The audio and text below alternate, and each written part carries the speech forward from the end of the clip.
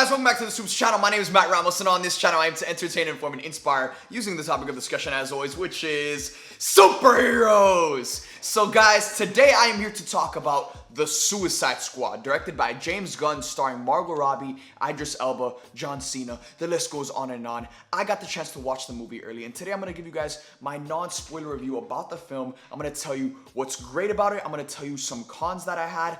I'm going to go deep into this movie. But if you guys, want to go in fresh and don't want to hear anything about this film and don't want to hear my thoughts, well then add this video to your watch later playlist and come back and watch it later. If you're new to this channel, please consider subscribing and hit that bell notification on my channel to get notified when these videos come out. Now without further ado, let's talk about The Suicide Squad. So guys, straight up, this movie's nasty. This movie is nasty. James Gunn walked over to DC and just did what he does best. It feels like DC literally just gave him the freedom to do whatever he wanted to, and that's what this movie was. This movie was so much fun. It was bonkers. It was gory. This is a hard R comedy, and oh my gosh, just from the way the film started, just seeing the character interactions and the way the characters interacted and how funny it was pure James Gunn. I was just sitting back and I was talking to my buddy Brad, and we were watching the film together, and I just looked at him and I was like, this is what James Gunn does best. I feel like his greatest strength as a director is his ability to pair characters together and make it so entertaining, and that's exactly what we got in this movie. And that's what he brought with the Guardians of the Galaxy franchise. The Guardians were introduced into the MCU and instantly became fan favorites because they were so hilarious and they just all mixed together so well. You get that with The Suicide Squad. This movie also had like a Game of Thrones level of unpredictability. At any moment, a character that you start to like is just gonna die. It's just gonna die out of nowhere. And it's funny, but at some points I'm just like, dude, I was just starting to like this character and now they just got obliterated in the most gruesome way possible. So a lot of characters do end up dying in this movie, but for the characters that do end up surviving, they actually had their stories fleshed out. They had heart injected into their stories, and that's something I didn't expect with this movie. I expected this movie to be this big action thriller, just super in your face, but this movie had so much heart. Taika Waititi, he's in this movie, and he's in this movie for just a couple of scenes, but they inject so much heart into this film, and it's I started to fall in love with characters I never thought I would fall in love with. Characters like Ratcatcher, like Polka Dot Man, and by the end of the movie, we already love Margot Robbie as Harley Quinn, but she has a certain scene in this film, an action sequence, and I think it's the greatest action or Harley Quinn action sequence we've ever seen, and she's just so great in this film too. And there's another certain scene with Harley Quinn where she's kind of breaking down, and it goes back to the trauma she's experienced in the past with her relationship with Joker, and I just thought that was so clever by James Gunn to kind of bring that back, because that's such a key part of Harley and her journey that we've seen through Suicide Squad, Birds of Prey, and now in The Suicide Squad we see a much more evolved version of Harley where she's more independent, she's more confident, and it's kind of like the conclusion to her arc, coming off of Suicide Squad, going into Birds of Prey, and now concluding in The Suicide Squad. Other characters that I really enjoyed in this movie included Bloodsport. Idris Elba was amazing as Bloodsport, and he was way more badass than I thought he was going to be. John Cena was actually really good as Peacemaker.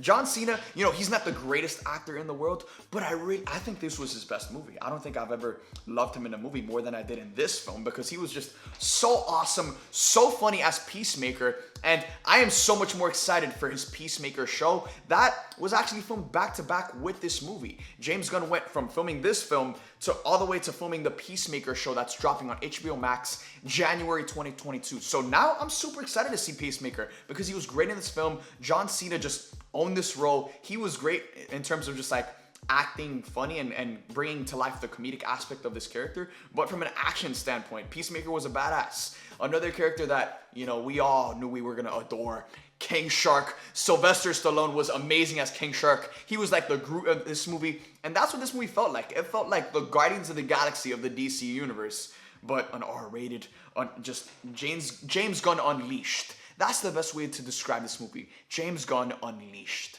Now, my only con with this film is that there's nothing to look forward to.